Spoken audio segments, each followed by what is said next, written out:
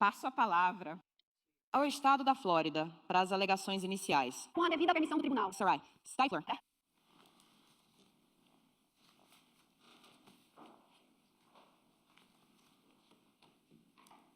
O bairro Sanctuary, em Jacksonville Beach, Flórida, é exatamente o que o nome sugere. É um pequeno enclave residencial com casas bonitas, carrinhos de golfe e barcos nas entradas das garagens. A máxima noite de 16 de fevereiro de 2022, o Sanctuary foi tudo, menos um santuário para Jared Braitigan. Em vez disso, a Sanctuary Boulevard South foi o local de sua execução.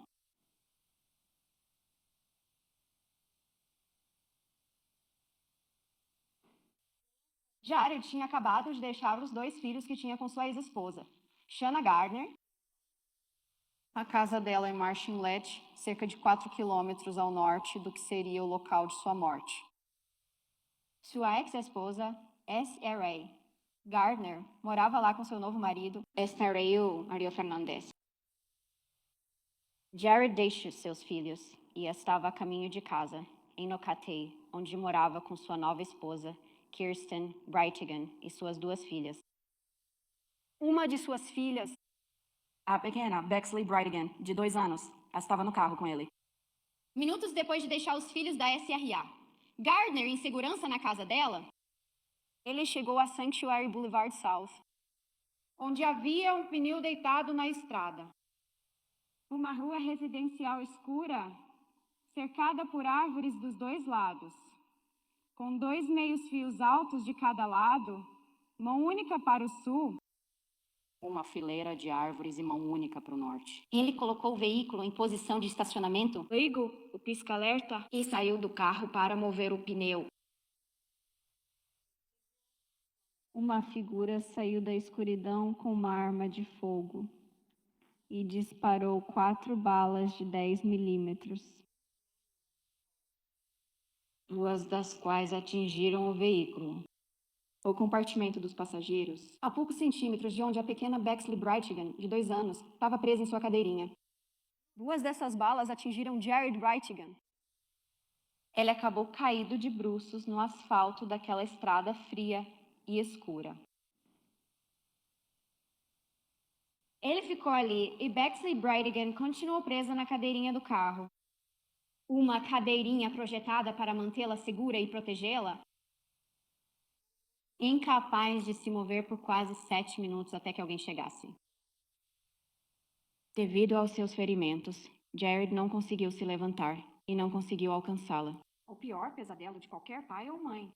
Morre sem saber se alguma daquelas balas atingiu sua filha.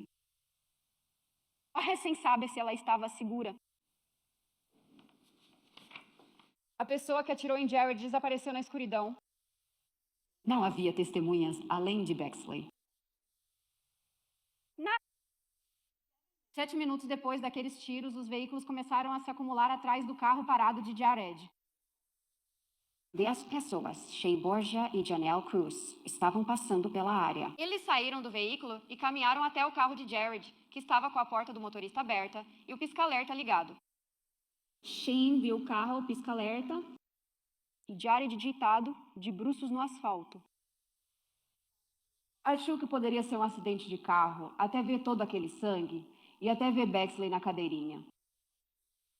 Ele soltou o cinto dela, tirou ela dali e levou para a janela. Apesar de ter apenas 2 anos e meio, Bexley era uma criança articulada e inteligente. Apesar de ser uma noite quente para fevereiro, ela estava tremendo. Ela disse para Janelle: "Algo aconteceu com meu papai. Eu ouvi estrondos altos. Meu papai está machucado. Meu papai está no chão." Ela perguntou: "A polícia vai ajudar meu papai?" Bem, a polícia chegou e, infelizmente, eles não puderam ajudar Jared. Pouco antes das 20 horas do dia 16 de fevereiro, Jared Braitigan morreu de bruços naquele asfalto na Sanctuary Boulevard. Não foi por causa de um acidente de carro, mas sim de um assassinato premeditado. Uma emboscada contra um alvo específico. Uma emboscada tática planejada com um pneu na estrada.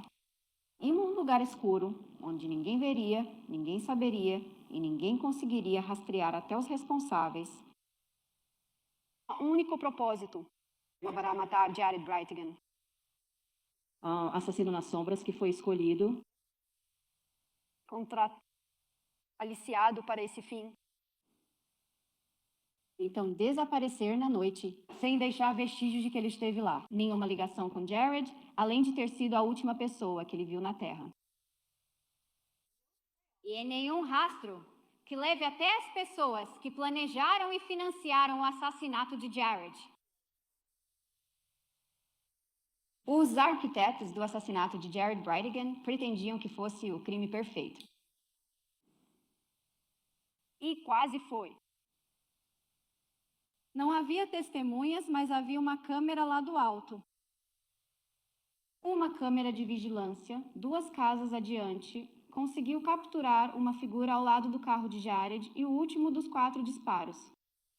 Essa câmera capturou essa figura, disparando aquele último tiro, depois andando e então correndo para fora do quadro. Agora, estando aqui neste tribunal 4 anos e meio depois, parece óbvio, nem precisa dizer, que isso foi uma emboscada, que havia um alvo específico. Mas naquela noite não era tão óbvio assim. Policiais do Departamento de Polícia de Jacksonville Beach responderam ao chamado. Eles eram jovens. Eles não tinham experiência com homicídios. Homicídios geralmente não acontecem em um bairro como Sanctuary, ou em Jacksonville Beach, para falar a verdade. E certamente não o homicídio de um homem com seu filho no carro em uma estrada escura. O que vocês vão ouvir é que eles começaram uma investigação que durou anos. Eles usaram tecnologia de ponta e também o trabalho policial tradicional, batendo de porta em porta. Homem executado na frente do filho por um fantasma na escuridão. O que ficou claro naquela noite, porém, foi que a maneira e o método da morte de Jared não eram compatíveis com o assalto.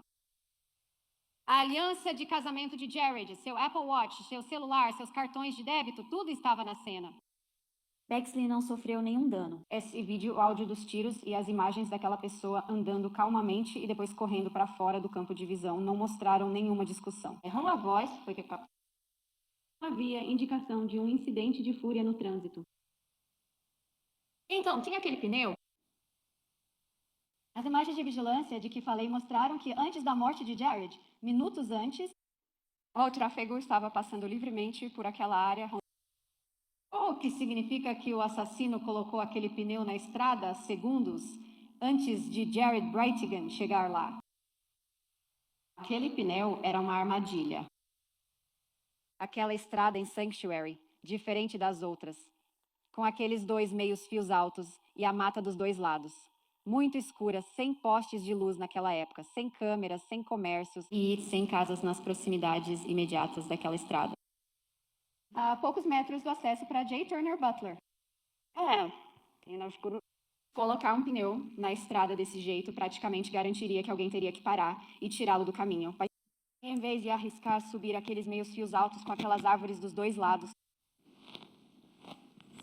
O pneu era a armadilha para fazê-lo parar, para fazê-lo sair do carro, para deixá-lo vulnerável e exposto. Aquele pneu foi tanto a arma do crime que matou Jared Brightgan quanto a arma de fogo que disparou aqueles tiros. Então, a gravação das câmeras de vigilância da polícia configura na noite. O áudio de uma sequência de tiros, bang, bang, bang, bang. Constante. Tudo isso junto naquela noite fez a polícia perceber que o que estavam enfrentando aqui não era algo aleatório.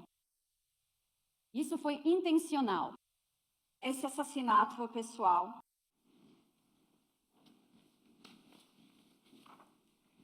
Então a pergunta naquela noite para a polícia: No mundo, queria Jared Brightgan morto. Quem tinha motivo? quem se beneficiaria com a morte dele?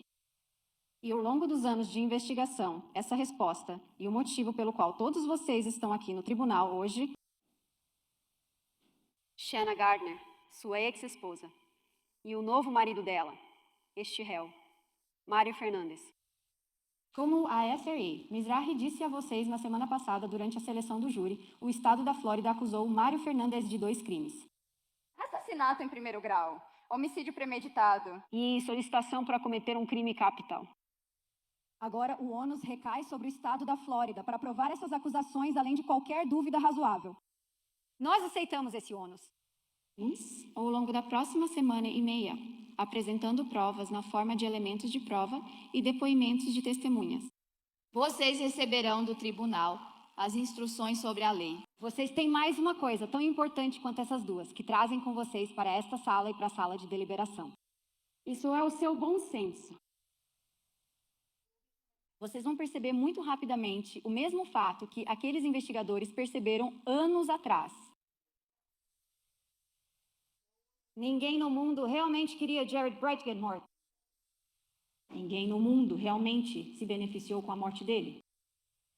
Ninguém no mundo realmente tinha motivo para matá-lo, exceto Gardner e Fernandes. Um pouco de contexto. Shanna Gardner e Jared Brightgate se casaram muito jovens após um namoro rápido. Ambos eram membros da Igreja de Jesus Cristo dos Santos dos Últimos Dias, que vocês talvez conheçam como Igreja Mormon. Eles se casaram, tiveram filhos gêmeos, se mudaram de Utah, passaram por vários lugares do país e acabaram em Jacksonville, Flórida, porque um dos filhos tinha um problema cardíaco e precisava viver ao nível do mar. Jared era muito religioso. Ele queria criar os filhos na igreja. Em algum momento durante o casamento, SRA, Gardner começou a questionar sua religião. Ela queria sair da igreja, ela não queria criar seus filhos da mesma forma que foi criada na igreja. Eles tiveram conflitos. Eles se divorciaram. E depois de algum tempo, a amargura daquele divórcio nunca passou. A relação entre os dois continuou muito amarga, apesar de ambos terem se casado novamente depois. Jared Brightgate se casou novamente com Kirsten Brightgate em 2017 e Shanna Gardner se casou novamente com este réu, Mário Fernandes, em 2018. Mário Fernandes e Shanna Gardner se conheceram em uma academia. Ela estava fazendo aulas de ginástica e treinando. Ele era o responsável pela manutenção.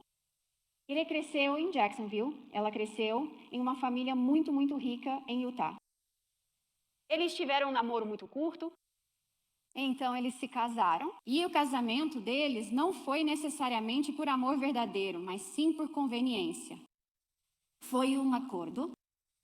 Palavras dele, não minhas. Você vai ouvir que ele disse à polícia que se casou com a SRA. Gardner para ajudá-la com as crianças, para ajudá-la com a situação do Jared. E que eles selaram o acordo quando ele falou sobre o casamento deles. E os dois casais dividem a criação dos filhos.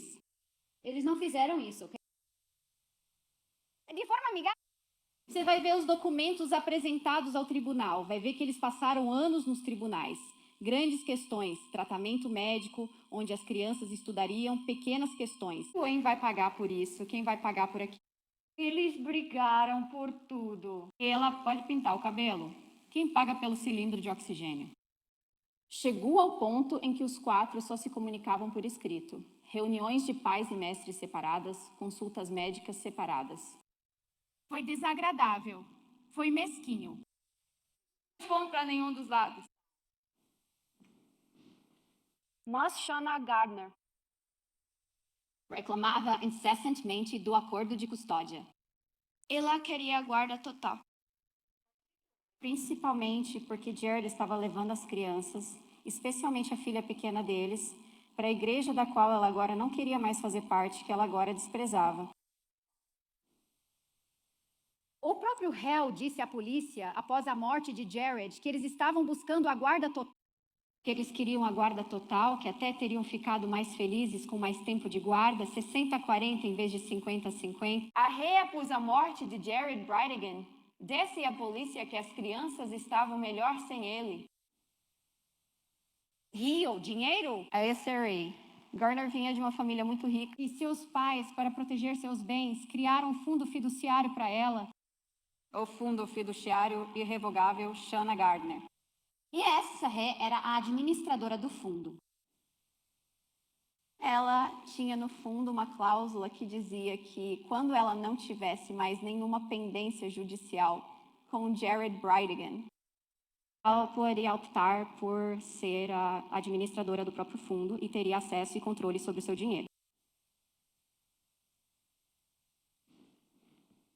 Antes da morte de Jared, vocês podem ouvir evidências de que Gardner e Fernandez, esta ré, estavam planejando se separar e se divorciar. Ela não seria mais administradora das próprias finanças, não moraria mais na bela casa em Martinlet que os pais dela compraram para eles, nem dirigiria a Toyota Tundra dele, que foi comprada para ele durante o casamento. Eles também haviam decidido se separar. Eles não estavam apaixonados. Esse casamento de conveniência já tinha chegado ao fim. Mas então Jerry Brightigan foi assassinado. E Mário Fernandes e Shanna Gardner continuam legalmente casados até hoje. Durante meses após a morte, o réu permaneceu como administrador do fundo dela. Uma semana após a morte de Jared Brightigan, o réu transferiu $50 mil do fundo de Shanna Gardner para sua própria conta corrente pessoal. Durante meses após a morte de Jared Brightigan, Elas continuaram morando juntas até se separarem.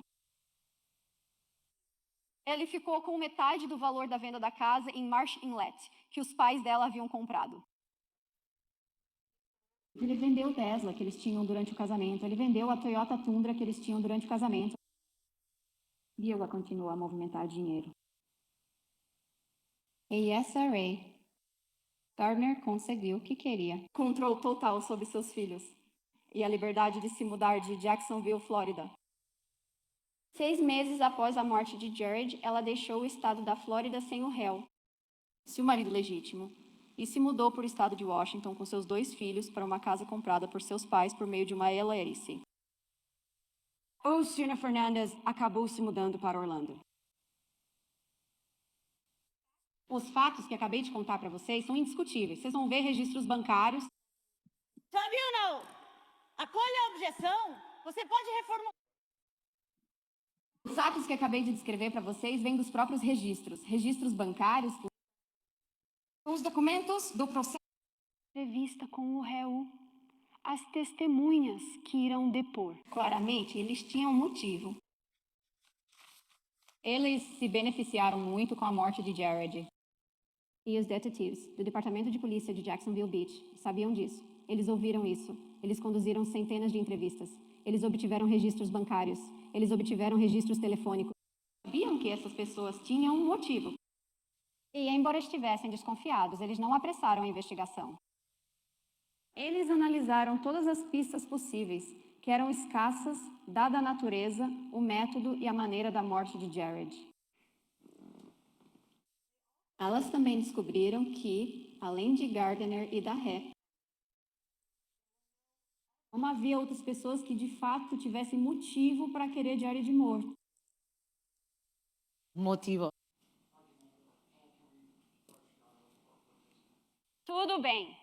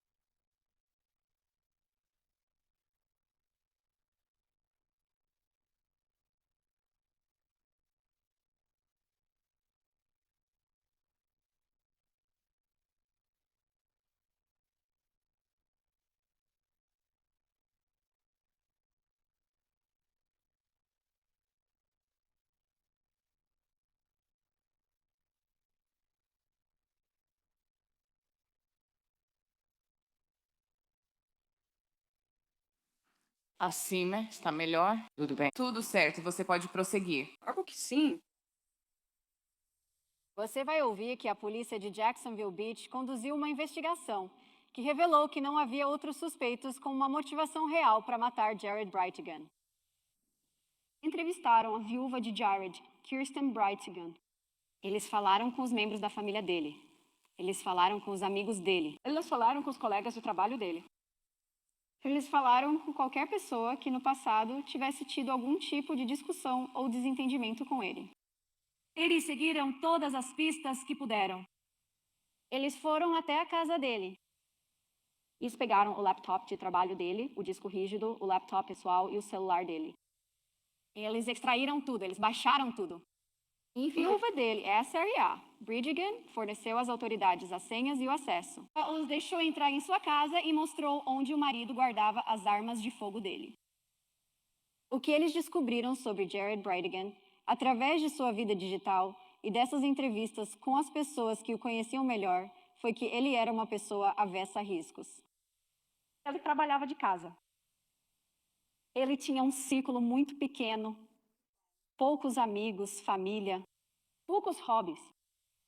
Não foi encontrada nenhuma evidência, através da busca nos dispositivos dele ou das entrevistas, de que ele estivesse em qualquer tipo de dívida de jogo, ou qualquer dívida financeira significativa. Ele não tinha ficha criminal, nem histórico de prisões. O exame toxicológico dele não indicou uso de drogas, nem indicação de que ele estivesse comprando ou vendendo drogas, ou nenhuma indicação pelos dispositivos dele ou pelas entrevistas de que ele estivesse tendo um caso, ou ele tivesse uma disputa longa e contínua com alguém, exceto com eles. Ele não saía para festas, ele não viajava, ele morava em Nocatay, trabalhava de casa, ele levava uma vida tranquila. Ele frequentava a igreja todos os domingos e era um mormon devoto. Então, não só a polícia descobriu o motivo da SRA, Gardner e do Sr. Fernandes, o réu, eles também descobriram, através da investigação, seguindo pistas e conversando com todas as pessoas que poderiam ter qualquer informação, que não parecia haver mais ninguém com motivo para matar Jared Brightigan. Como eu disse, eles não tiraram conclusões precipitadas. Eles obtiveram os registros telefônicos e financeiros da viúva dele e o dos membros da família. Eles tentaram usar técnicas investigativas de ponta, algumas coisas que vocês vão conhecer durante este julgamento, como extração de dados de torres de celular e geofence. Elas juntaram o que tinham de vigilância. Nada trouxe uma pista significativa que as levasse a algum lugar. Elas foram de porta em porta pelos quilômetros de casas em Jacksonville Beach, batendo, procurando por testemunhas oculares, procurando por imagens de vigilância. Ninguém viu o assassinato. Ninguém conseguiu dar uma descrição do suspeito. Eles não tinham nada além de uma silhueta indistinta na tela. Eles tinham a forma como a morte ocorreu, que indicava que isso foi pessoal e direcionado. E eles tinham algumas outras coisas que o assassino havia deixado para trás. Muito poucas. O que eles tinham era o pneu na estrada. O pneu tinha um aro que eles conseguiram identificar através dos registros da UPM, registros do fabricante, que ela pertencia a uma Ford F-150. E quando eles descobriram isso, eles começaram a olhar as câmeras de segurança. Eles encontraram o veículo de Jared, o VW Atlas preto, que era o carro que ele dirigia.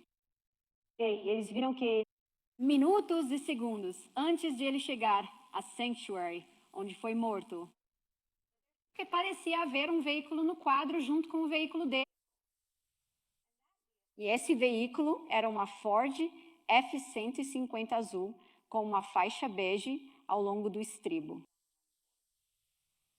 Então, eles ampliaram a busca nas imagens de segurança. Elas encontraram mais imagens daquele veículo em específico. Você vai ver uma compilação de trechos daquela caminhonete que elas identificaram após analisarem centenas de horas de vídeo. Você vai ver que aquela caminhonete azul, uma Ford F-150, chegou a Jacksonville Beach Por volta das 17h45 na Beach Boulevard, que ela percorreu as ruas residenciais sinuosas pelos fundos, o mesmo caminho que Jared teria feito da Casa da Ré, em Martinlet, até o condomínio Sanctuary, onde ele foi morto. Antes do homicídio, que ela desceu pela Sanctuary Boulevard South, esse mesmo olho no céu que capturou aquela figura milagrosamente também foi acionado por alguém levando o lixo para fora. E ele flagrou uma Ford F-150 azul com um estribo bege descendo a Sanctuary, 1 hora antes do assassinato, diminuindo a velocidade e quase parando exatamente no local onde Jared seria morto 1 hora depois. Eles pegaram esse carro voltando, dando voltas e depois entrando por um atalho de um complexo de apartamentos.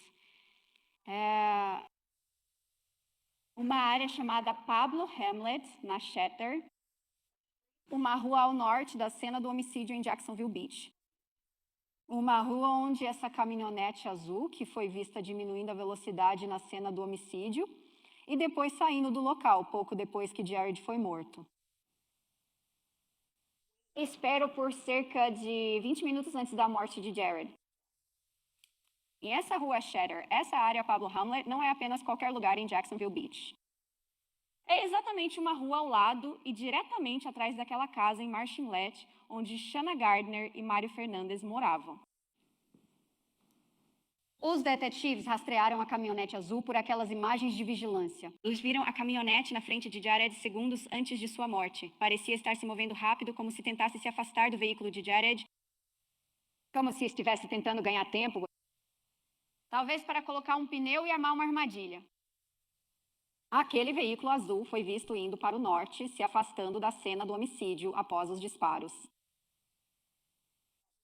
Aquela caminhonete azul foi vista antes do homicídio nas imagens de vigilância, com o que parecia ser um objeto na caçamba compatível com um pneu. Às 18h41, na Grande Boulevard, uma câmera registrou aquela caminhonete com o pneu na parte de trás. Aos 19h54, minutos após o homicídio, aquela mesma câmera na Grande registrou aquela caminhonete, desta vez indo para o norte, afastando-se da cena do homicídio. E aquele pneu não estava mais na caçamba da caminhonete. As detectives sentirão que essa era a primeira pista de verdade. Esse veículo era um modelo mais antigo. Era uma caminhonete azul com uma faixa bege na parte de baixo.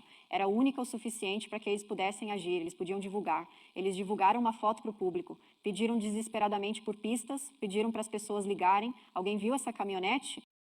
Porque as imagens da câmera de segurança eram muito granuladas para identificar a placa ou até mesmo o estado da placa. Jacksonville Beach, nessa época, não tinha o que chamamos de leitores de placas.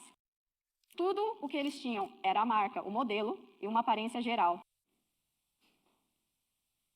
Mas nenhuma pista confiável surgiu. E o rastro da caminhonete esfriou por um tempo.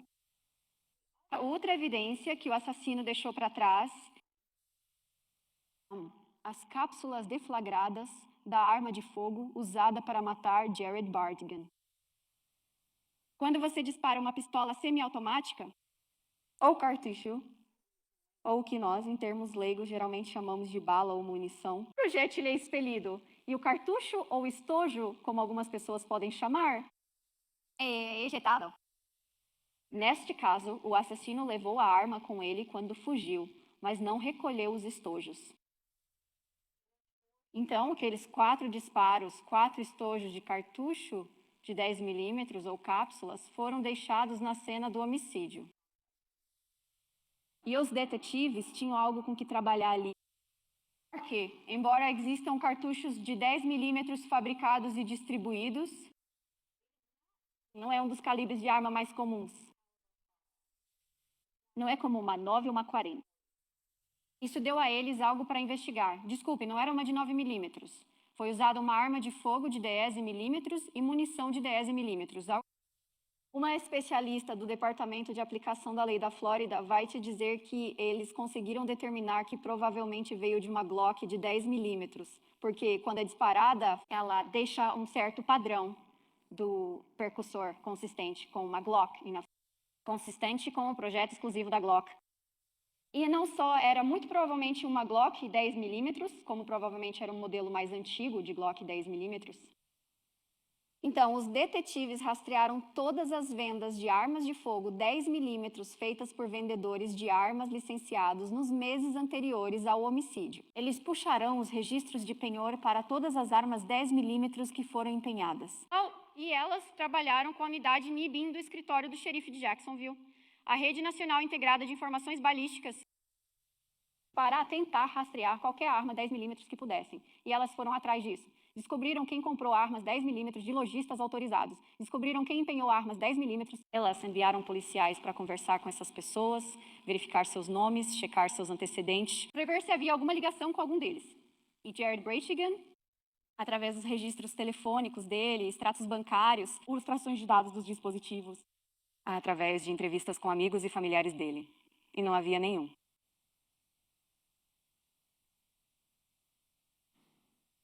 Por último, eles tinham a hora e o local da morte de Jared como uma pista, embora não fosse uma evidência física. Isso também lhes deu informações.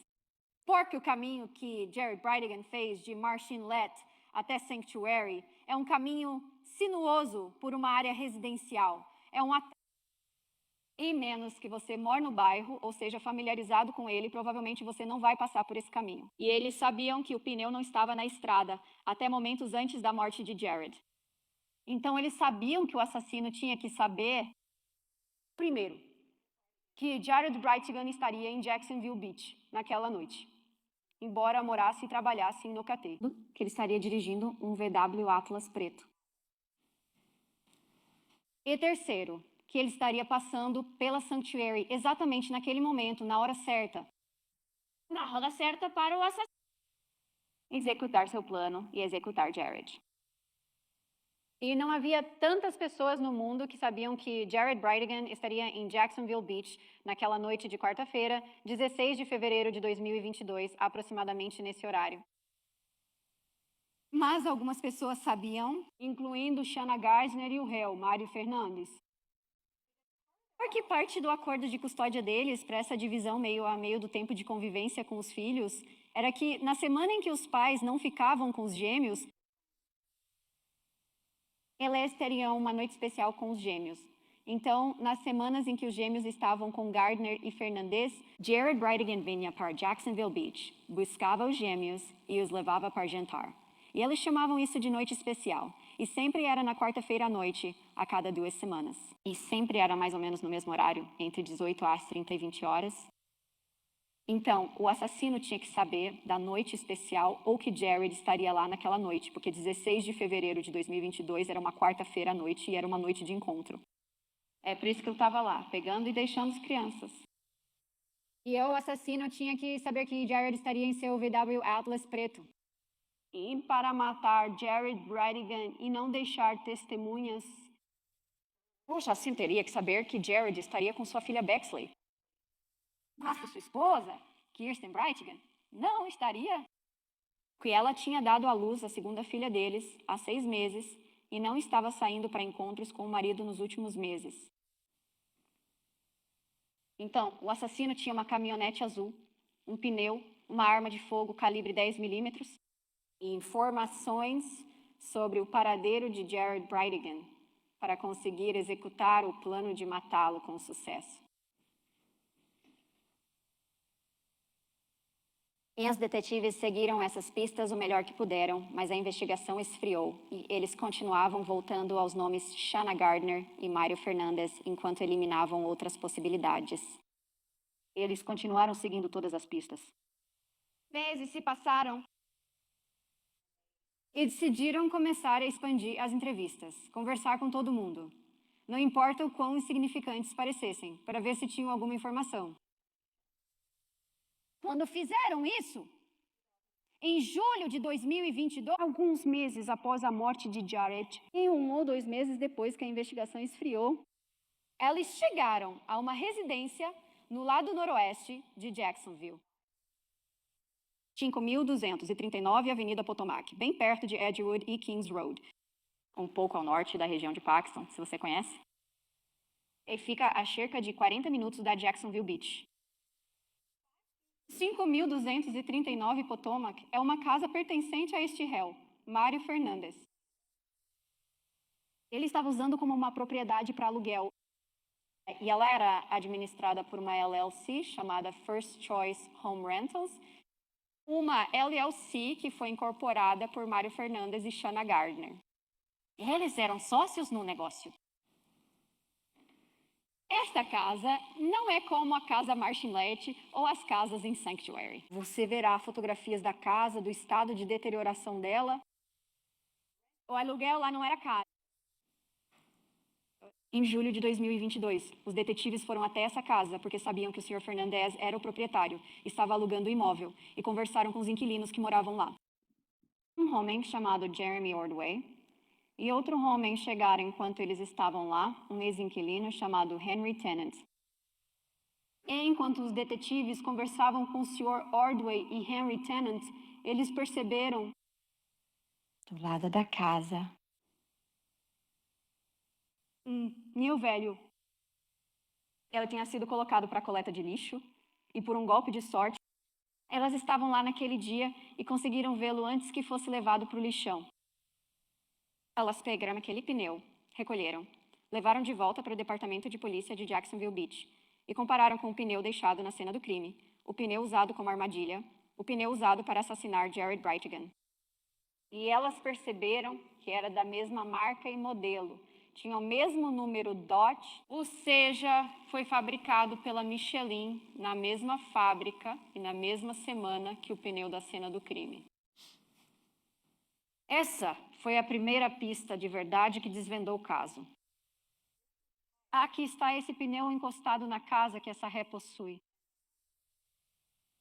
E eles perceberam muito rápido isso. O homem que chegou na casa, Henry Tennant, possuía uma caminhonete azul e bege, de 2 tons.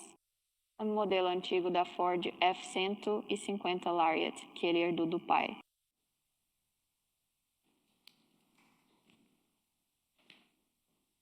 Henry Tennant, eu queria poder ter a foto.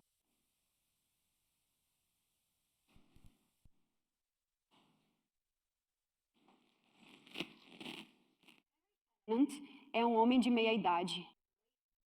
Agora com quase 70 anos, por volta dos 65 anos na época desse homicídio. Henry Tennant tem ensino médio completo. Tem poucos familiares na Geórgia. Ele é um criminoso condenado. Ele é um trabalhador diarista. Ele trabalhou para uma empresa de paletes, aqueles grandes paletes de madeira usados para empilhar equipamentos, e o trabalho dele era desmontar paletes velhos e quebrá-los em pedaços. É um trabalho manual pesado. E ele era pago por peça, não por hora, nem com salário fixo. Ele era pago por peça. Os detetives obtiveram os registros bancários dele. A conta bancária dele estava frequentemente no vermelho. Ele estava devendo pensão alimentícia. O salário dele na empresa de paletes onde trabalhava estava sendo penhorado. Durante a maior parte de 2022, ele estava praticamente sem teto. Ele dormia em sofás. Ele estava dormindo em um sofá no número 5239 da Potomac Avenue, porque o amigo dele, o inquilino, o Sr. Ordway, deixou. Ele estava vivendo, como dizem, em Potomac, de um canto para outro. Ele já tinha sido inquilino em certo momento na casa da Avenida Potomac, mas foi despejado. No início de 2022, quando o Sr. Ordway começou a alugar o imóvel em janeiro de 2022.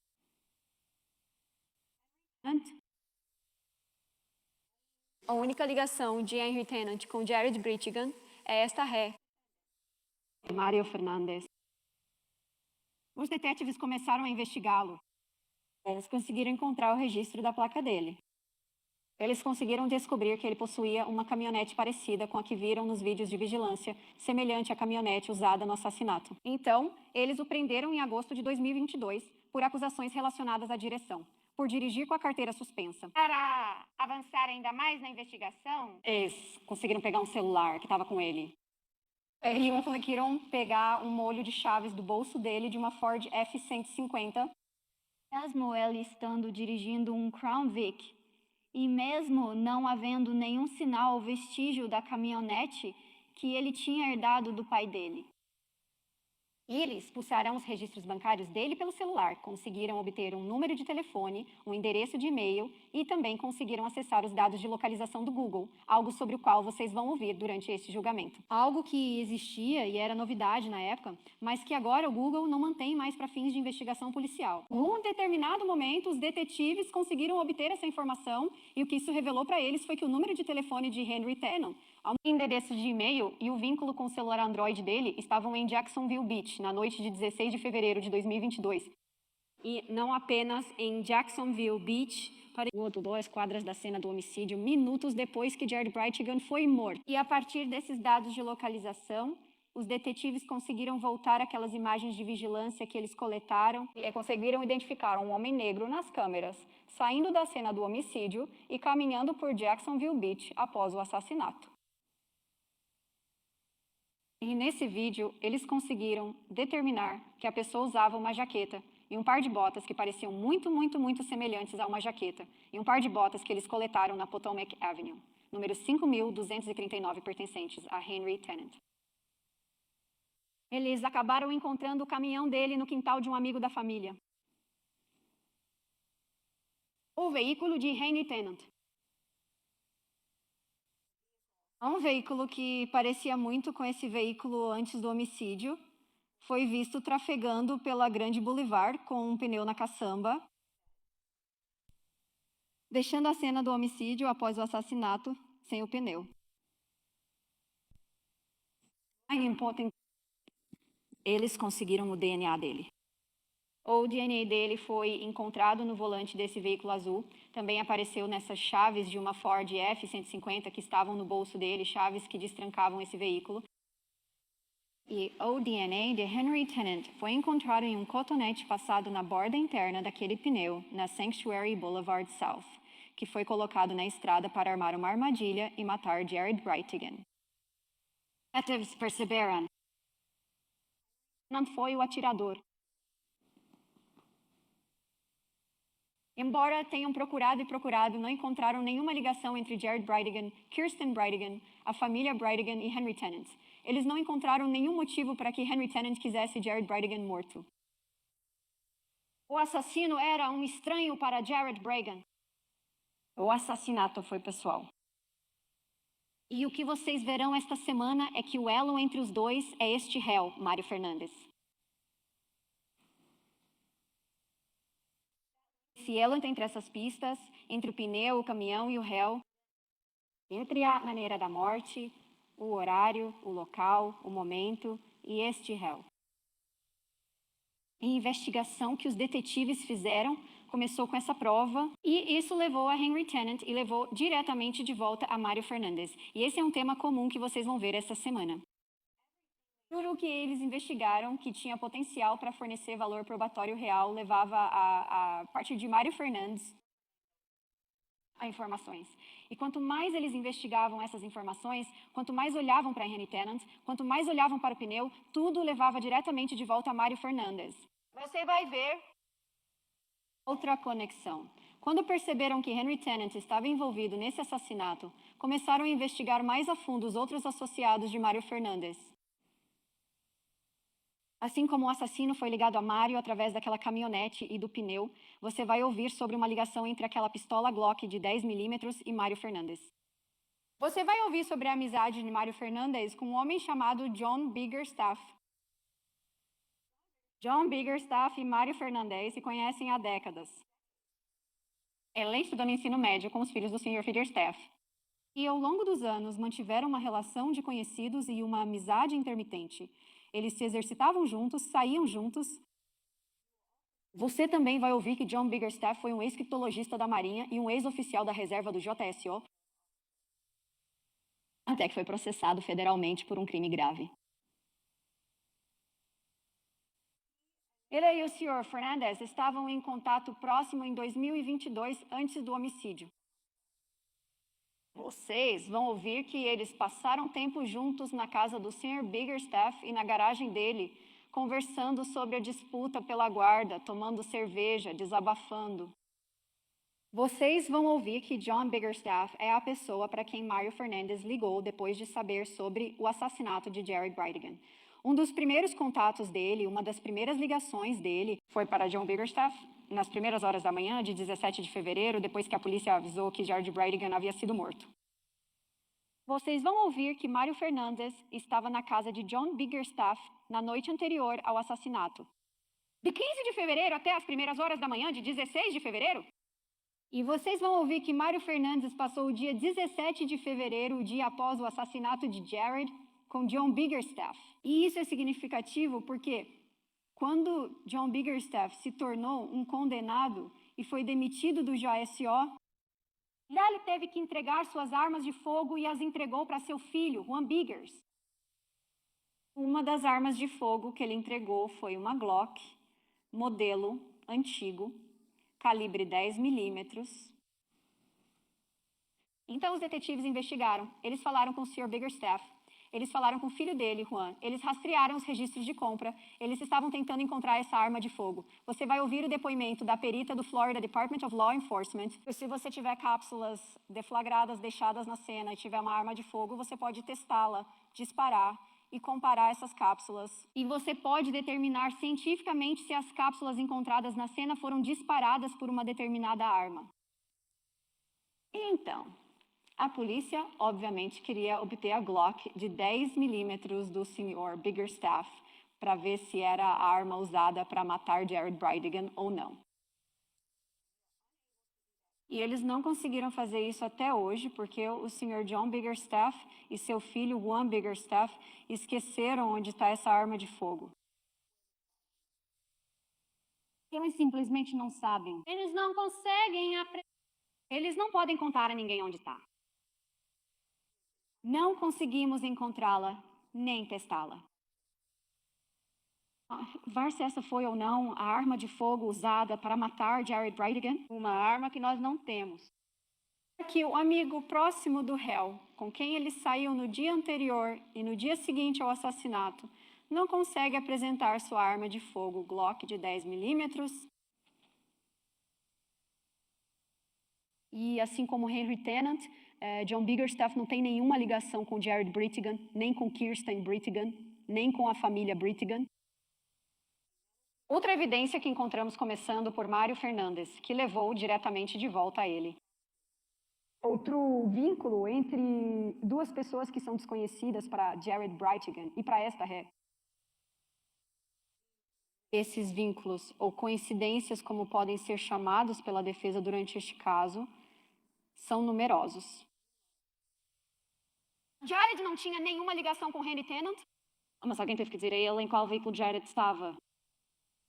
Henry Tennant não tem nenhuma ligação com o bairro Sanctuary, mas essa rota era específica.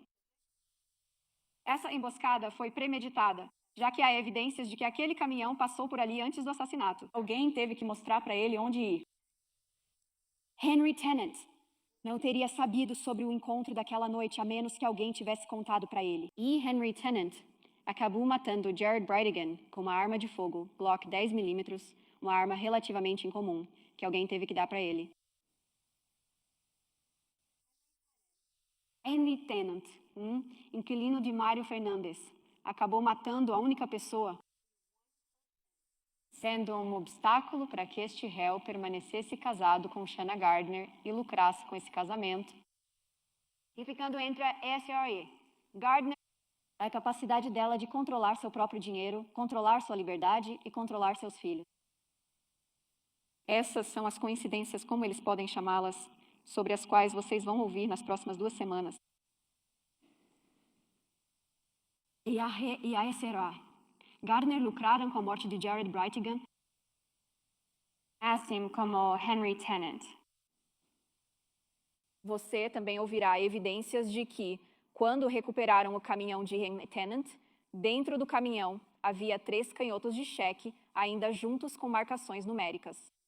E a polícia conseguiu acessar os registros bancários de Henry Tennant, encontrar esses números de cheque e ver que Henry Tennant, março e abril de 2022, semanas após a morte de Jared, depositou 3 cheques, escritos por Mário Fernandes, o réu.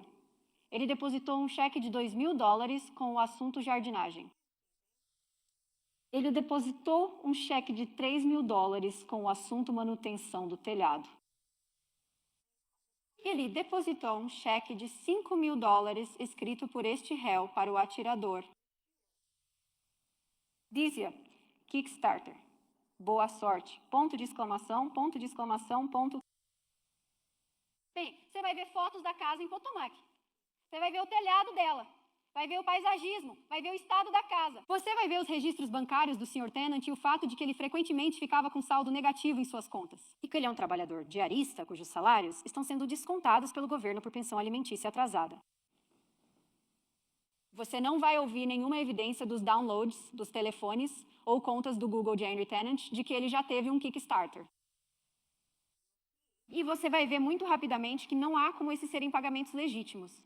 Você terá o download do Google do Sr. Fernandes, que contém os negócios dele com a First Choice Home Rentals em relação ao endereço da Potomac, número 5.239. E você vai ver a diferença entre os gastos legítimos que ele faz para empresas de responsabilidade limitada e empresas de ar-condicionado, com faturas, orçamentos, horários agendados e e-mails, em comparação com esses cheques que simplesmente apareceram do nada, de $10.000 para um homem que ganha $15.000 por ano desmontando paletes. Esses cheques eram uma forma de esconder dinheiro para um assassinato, escondido à vista de todos para parecer legítimo, com a esperança de que Henry Tennant nunca fosse identificado e que ninguém jamais investigasse tão a fundo. Ninguém durante este julgamento vai poder subir ao banco das testemunhas e contar para vocês sobre as conversas entre Henry Tennant e Mário Fernandes a respeito desse assassinato. Henry Tennant foi acusado. Ele não vai depor nem a SRA. Gardner. E vocês vão ouvir provas dos registros telefônicos de que Henry Tennant, apesar de não ser mais inquilino do Sr. Fernandes desde janeiro de 2022, teve várias mensagens de texto e ligações com o réu em fevereiro e março de 2022, quando ele já não era mais inquilino. Várias ligações e mensagens de texto. Estou falando de 70 mensagens de texto e ligações em fevereiro de 2022. Você vai ouvir que nenhuma dessas mensagens de texto, conteúdo, os registros de chamadas existem nos telefones ou dispositivos de Henry Tennant. Apagou o contato dele com este réu, Mário Fernandes. Você também vai ouvir que, logo após Henry Tennant ter sido preso em agosto de 2022 por aquelas acusações de dirigir com a carteira suspensa, que não tinham relação com o assassinato, que Mário Fernandes, este réu, restaurou o celular para as configurações de fábrica. Não apenas apagou. Você vai ouvir de um perito forense o que significa limpar completamente o seu celular. O que você... Todos os aplicativos, todas as senhas, registros financeiros, registros bancários, cada fotografia que alguém já tirou no celular. Não me... E depois do seu inquilino, foi preso por acusações não relacionadas. Você também ouvirá, na resposta do Google, que o Sr. Fernandes excluiu Henry Tennant como contato no Google Cloud dele, que ele excluiu mais de 6.000 registros da conta do Google dele. Isso é o que chamamos de consciência de culpa. É uma evidência que você pode considerar esta semana enquanto avalia o que o Estado apresentou. Mas você não vai ouvir alguém entrar e dizer: Mário Fernandes me pagou para matar Henry Tennant. Duas pessoas podem guardar um segredo se uma delas estiver morta, e para os fins deste julgamento, Henry Tennant está morto para você. Ele não está sendo julgado. Shanna Gardner não está sendo julgada. Mas as evidências da consciência de culpa deles são evidências da culpa desta ré. Não podemos dizer onde Mário Fernandes estava no momento do homicídio. Sabemos pelas câmeras de vigilância, e vocês verão nas imagens, que Henry Tennant ficou a pé por horas em Jacksonville Beach após o assassinato, por cerca de 1h30, tentando sair de Jacksonville Beach. Vocês também verão nas imagens de vigilância que a caminhonete azul com aquele pneu na traseira, que saiu da cena do homicídio sem o pneu, está separada de Henry Tennant. O que significa que duas pessoas estavam lá naquela noite, uma dirigindo a caminhonete, uma pessoa, Henry Tennant, assassinando Jared Brightigan. O celular de Mário Fernandes tem a capacidade de nos dizer onde ele está através da localização das torres de celular. E vocês vão ouvir muitas provas sobre isso neste julgamento, vindas de muitos especialistas. Mas o que vocês vão ouvir é que Mário Fernandes não tem dados de celular ou dados de localização para o horário do assassinato. E, novamente, vocês podem ouvir argumentos sobre coincidências e conectividade de rede. Mas há dados antes do assassinato, há dados depois do assassinato, e não há dados durante o assassinato. E como Mário Fernandes apagou o celular dele, o perito que poderia ter acessado o telefone e dito: estava no modo avião, estava desligado, estava ligado, estava em casa usando o Wi-Fi. Não tem essa informação para te dizer isso de forma definitiva. Não há DNA que ligue Mário Fernandes à cena do crime. Não há testemunhas oculares. Não há imagens de vídeo que capturem os indivíduos ou o indivíduo na caminhonete com clareza suficiente para identificá-los. Todas essas coisas são verdadeiras. Há um telefone em casa, ausência de DNA, nenhuma testemunha ocular. Mas isso muda o fato de que não há nenhuma conexão entre o atirador e Brightigan, além deste réu. Não muda o fato de que esta ré pagou a um homem $10.000 por um trabalho que não aconteceu e por um Kickstarter que não existe. Vocês também vão ouvir sobre algumas atividades no telefone da ré e no telefone do Sr. Tennant antes do assassinato. Sobre uma viagem. E o telefone de Tennant fez até o condado de St. John's, para Nocatee, até a rua onde Jared Brightigan mora 2 semanas antes do homicídio. Uma viagem em uma caminhonete azul de 2 tons de Potomac, até a casa de Jared Brightigan, até a cena do crime e de volta para Potomac. Uma viagem que Henry Tennant fez enquanto o telefone de Mário Fernandes estava na casa na Potomac Avenue. Não estava sendo usado, permanecendo parado em uma área de cobertura de uma torre de celular. Nenhuma ligação entre Henry Tennant e Jared Brightigan, além deste réu. Lessem minhas alegações iniciais hoje descrevendo os momentos finais da vida de Jared Brightigan. E os momentos finais que Bexley Brightigan teve com seu pai enquanto ela o via morrer. Comecei dessa forma para lembrar vocês do motivo pelo qual estamos aqui. O Sr. Dreiser falou na seleção do júri sobre este caso, a atenção da mídia e a popularidade dos veredictos. Um julgamento é sobre a capacidade do Estado de provar uma acusação além de qualquer dúvida razoável, com evidências, não com emoção, com fatos, não com sentimentos.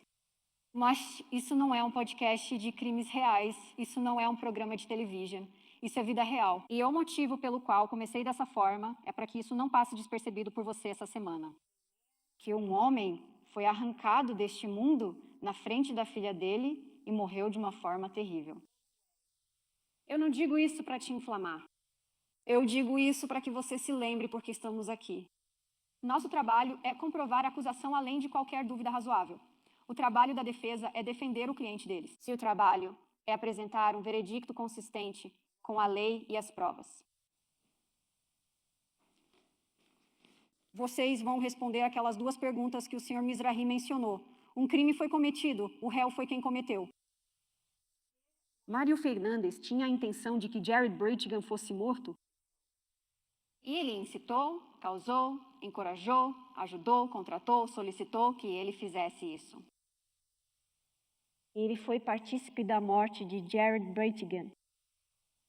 É a pergunta que vocês devem responder, com base nas provas, na lei e no seu bom senso. Estamos confiantes de que, ao final deste julgamento, seu veredicto estará de acordo com as provas e com a lei. Estamos confiantes de que vocês darão um veredicto de culpado, nos termos da acusação.